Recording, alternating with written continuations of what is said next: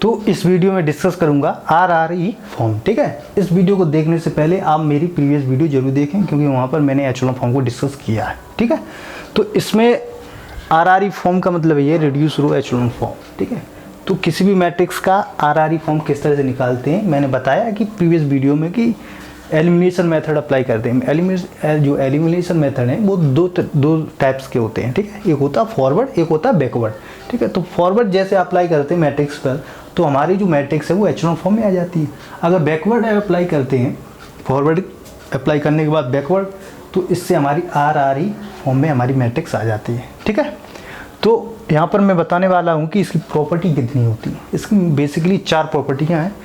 तो जो 2 प्रॉपर्टी हैं वो same to same echelon form की भी है। ठीक है, तो पहली प्रॉपर्टी ये मैंने प्रीवियस वीडियो में बताया था कि एचेलॉन फॉर्म की जो प्रॉपर्टी है वो इसकी भी प्रॉपर्टी है। जैसे अगर किसी भी मैट्रिक्स में 0 रो आती है तो उसको सबसे नीचे लिखेंगे, यानी कि उस मैट्रिक्स के सबसे बॉटम में लिखेंगे। ठीक है, ये पहली प्रॉपर्टी। दूसरी प्रॉपर्टी ये है कि अगर लीडिंग नॉन जीरो एलिमेंट, जैसे R2 का लीडिंग नॉन जीरो एलिमेंट वो राइट साइड होना चाहिए किसके, प्रीवियस रो के। ठीक है, तो प्रीवियस रो का मतलब क्या, R1 रो के जस्ट राइट में होना चाहिए, और R3 का जो लीडिंग नॉन जीरो एलिमेंट है वो R2 के जस्ट राइट में होना चाहिए। ठीक है, तो ये हमारे एचेलॉन फॉर्म 2 प्रॉपर्टियाँ मैंने एचेलॉन फॉर्म प्रीवियस वीडियो में बताया था। ठीक है, किसी भी मैट्रिक्स का एचेलॉन फॉर्म किस तरह निकालते हैं। अब वो 2 प्रॉपर्टियाँ सेम है। इसके बाद जो तीसरी प्रॉपर्टी यहाँ पर है इसकी, ये तीसरी प्रॉपर्टी ऑफ आरआरई की ये है कि जैसे आपको सपोज कोई भी मैट्रिक्स दी जाती है, ठीक है, जैसे 3×3 की कोई मैट्रिक्स आपको दी गई है। ठीक, तो 2 3 4 5 6 7 8 9 10। ठीक है, ये कोई मैट्रिक्स है, मैंने इसको मान लिया कि ये हमारी कोई मैट्रिक्स है। ठीक है, समझने के लिए।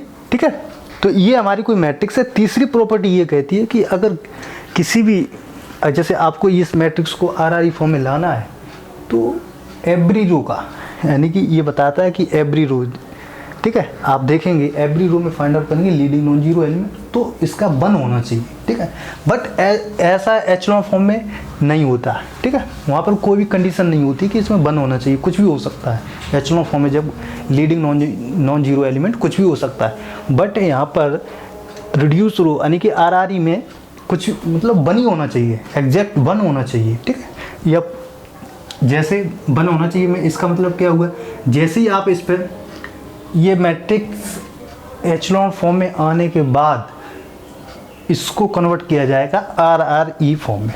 ठीक है, तो इससे जो भी मैट्रिक्स है वो हमारी आसानी से, इसमें आपको कोई भी दिमाग लगाने की ज़रूरत नहीं है। अगर आप डायरेक्ट करेंगे फिर भी कोई प्रॉब्लम नहीं। बेस जो हम यहाँ पर रूल फॉलो करने वाले हैं कि पहले हम एचेलॉन फॉर्म में कन्वर्ट करेंगे मैट्रिक्स, इसके बाद क्या करेंगे, पहले हम फॉरवर्ड लगाएंगे, इससे फॉरवर्ड एलिमिनेशन मेथड लगाएंगे, इससे मेरी जो मैट्रिक्स है वो एचेलॉन फॉर्म में आ जाएगी। इस जैसे ही हमारी कोई भी मैट्रिक्स एचेलॉन फॉर्म में आएगी मैं बैकवर्ड एलिमिनेशन मेथड लगा दूंगा तो हमारी वो आरआरई फॉर्म में आ जाएगी। ठीक है, तो ये मैं फॉलो करने वाला हूँ यहाँ पर। तो मैंने बताया कि अभी ये मैट्रिक्स जो दी गई है ये एचेलॉन फॉर्म में नहीं है। तो इसका मतलब क्या मैंने बताया कि जैसे आप यहाँ पर फॉरवर्ड एलिमिनेशन मेथड लगाएंगे तो मैंने बताया कि सबसे पहले ये हमारी R1 है रो, या R2 रो है, या R3 है। तो पहले देखेंगे इसमें कि लीडिंग नॉन जीरो एलिमेंट कौन सा है। तो आप यहाँ से देख रहे हैं पहली रो का पहला एलिमेंट है हमारा। ठीक है, तो पहला रो का पहला एलिमेंट जो है हमारा वो लीडिंग नॉन जीरो एलिमेंट है। ठीक है, वो 0 नहीं है, आप देख सकते हैं 2 है। इसके जस्ट नीचे क्या होना चाहिए, 0 होना चाहिए। ठीक है, आप सेकंड रो में आएंगे तो इसमें देखेंगे लीडिंग नॉन जीरो एलिमेंट 6 है, ये 0 है, हमें नॉन जीरो चाहिए तो 6 है, 6 के नीचे 0 होना चाहिए। ठीक है, एलिमेंट तो ये 0 होना चाहिए। ठीक है, इसके बाद थर्ड में आएंगे तो ये हमारी क्या हो जाएगी, लीडिंग नॉन जीरो एलिमेंट हो जाएगा। तो ये जो मैट्रिक्स है ये हमारी एचेलॉन फॉर्म में आ गई। ठीक है, ये किस में आ गई, एचेलॉन फॉर्म में आ गई। अब मुझे कन्वर्ट करना है आरआरई फॉर्म में। ठीक है, मैं यहाँ पर तीसरी प्रॉपर्टी बताने वाला हूँ कि क्या है। आप तीसरी प्रॉपर्टी समझिए, यहाँ जैसे ये मैट्रिक्स एचेलॉन फॉर्म में है तो आप यहाँ से देख रहे होंगे कि जो लीडिंग नॉन जीरो एलिमेंट है यहाँ पर वो यहाँ पर 2 है, यहाँ 6 है, यहाँ 10 है। यहाँ पर ये नहीं है कि ये 1 ही हो, बट आरआरई में ये है कि यहाँ पर 1 होना चाहिए। अगर किसी भी मैट्रिक्स को आरआरई फॉर्म में बदलना है, आरआरई फॉर्म में लाना है तो यहाँ पर 1 होना चाहिए, यहाँ भी 1 होना चाहिए और यहाँ भी 1 होना चाहिए। ठीक है, ये कंपलसरी है, 1 होना ही चाहिए। चौथी प्रॉपर्टी क्या है? ठीक है, ये तीसरी प्रॉपर्टी है कि एवरी रो का लीडिंग नॉन जीरो एलिमेंट 1 होना चाहिए। तो आप देख रहे हैं R1 का, R2 का, R3 का 1 है। ठीक, फोर्थ प्रॉपर्टी ये है कि जिस कॉलम में, जैसे ये हमारी क्या है, ये हमारा C1 है, ये दूसरा कॉलम है, ये तीसरा है यानी कि C2 है। ठीक, ये हमारा कॉलम है। जिस कॉलम में लीडिंग नॉन जीरो एलिमेंट होगा उस कॉलम में उस लीडिंग नॉन जीरो एलिमेंट के अलावा जितने भी एलिमेंट्स होंगे उनकी वैल्यू 0 होनी चाहिए। ठीक है, तो आप समझ गए। जैसे ये हमारा C1 कॉलम है, ठीक है, तो इस कॉलम में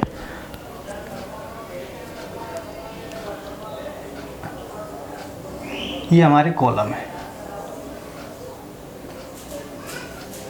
ठीक है, तो मैंने चौथी प्रॉपर्टी को बताया कि अगर किसी भी कॉलम में अगर लीडिंग नॉन जीरो एलिमेंट है, इसके बाद जितने भी एलिमेंट उनकी वैल्यू 0 होनी चाहिए। तो ये हमारा इस कॉलम में हमारा लीडिंग नॉन जीरो एलिमेंट क्या है, 1 है यहाँ पर। ठीक है, इसके बाद देख रहे हैं ये भी 0 है, ये भी 0 है, तो यहाँ तक कंप्लीट हुई, यहाँ सही है, फॉलो कर रहे हैं। बट इस जो C2 हमारी कॉलम है इसमें देख रहे हैं कि लीडिंग नॉन जीरो एलिमेंट हमारा यहाँ पर है R2 रो में। ठीक है, तो हमने बताया कि ऑल इसके अलावा लीडिंग नॉन जीरो एलिमेंट के अलावा जितने भी एलिमेंट्स हैं उनकी वैल्यू 0 होनी चाहिए। बट यहाँ पर 3 है, ये 0 नहीं है, तो इसको भी 0 होना पड़ेगा। ठीक है, तो इसको भी 0 होना पड़ेगा। ठीक है, आप देख रहे हैं कि इसके अलावा जितने भी एलिमेंट्स हैं उनकी वैल्यू 0 है। अब थर्ड कॉलम में आएंगे तो इसमें हमारा ये लीडिंग नॉन जीरो एलिमेंट है, इसके अलावा जितने भी एलिमेंट्स हैं उनकी वैल्यू 0 होनी चाहिए। तो इसकी भी वैल्यू 0 होनी चाहिए और इसकी भी 0 होनी चाहिए। ठीक है, तो ये चौथी प्रॉपर्टी है। ठीक है, तीसरी प्रॉपर्टी क्या थी कि leading non zero element every row का 1 होना चाहिए। तो यहाँ भी 1 है, यहाँ भी 1 है, यहाँ भी, तीसरी होगी।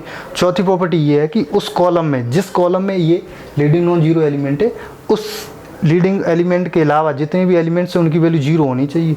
तो आप देख रहे हैं यहाँ 1 है, ये 0 है, 1 के अलावा और जितने भी एलिमेंट्स हैं उनकी वैल्यू 0 है। तो ये हमारी चौथी प्रॉपर्टी है। ठीक है, अब जैसे आप यहाँ पे देख रहे हैं कि R2 में नंबर ऑफ 0 कितने हैं, यहाँ पर इस लीडिंग नॉन जीरो एलिमेंट के जस्ट आगे कितने एलिमेंट्स हैं। ठीक है, तो यहाँ से देख रहे हैं ये हमारा नॉन जीरो एलिमेंट है। ठीक है, लीडिंग नॉन जीरो एलिमेंट, इसके सामने कितने 1 और इसके सामने कितने 2। ठीक है, इस तरह से रो को लिखना हुआ। जैसे कोई भी आपको मैट्रिक्स दी जाती है इस तरह से 1 0 0 0 0 0 1 0 1 0 0 0। ठीक है, ये 2 रो दे गई हैं। तो 2 रो में देख रहे हैं कि जो ये R1 है, ये R2, इसका जो लीडिंग नॉन जीरो एलिमेंट 1 है, इसके जस्ट सामने कितनी है, कितने 0 हैं, 1 2 3 है। बट ये सेकंड रो में लीडिंग नॉन जीरो एलिमेंट के जस्ट सामने कितनी 0 है, 2 0 है। तो इसको स्वैप करना पड़ेगा। ठीक है, ठीक है, इसको ऊपर लिखेंगे, इसको नीचे लिखेंगे। ठीक है, लीडिंग नॉन जीरो एलिमेंट के सामने यहाँ पर 2 है तो हम इसको ऊपर ले जाएंगे।